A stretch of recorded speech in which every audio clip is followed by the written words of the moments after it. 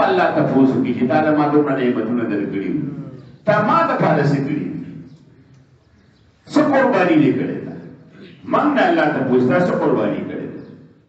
پکار ده چې موږ خپل جان مال هر څه د الله په لار کې سره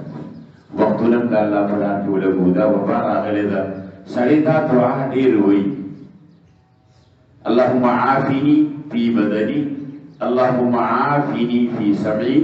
اللهم عافني في بصري لا اله الا انت صرف دا دعا دی وی الله به محفوظ ساتي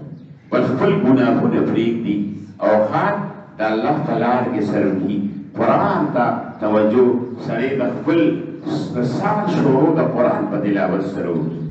او د موبایل دا ناجایز استعمال پرېږدي صرف جایز استعمال دنیا به د چیرو د سکون وي آخرت کې به فوز او فلاح او بهبود تو د دپاره دا کافي وي او ټول توبه استغفار شي بس ټول هر یو سړی خپل الله ته پرېږدي توبه وباسي د خپل ګناهونو نه زه د وخت د ادب تقاضا په بنا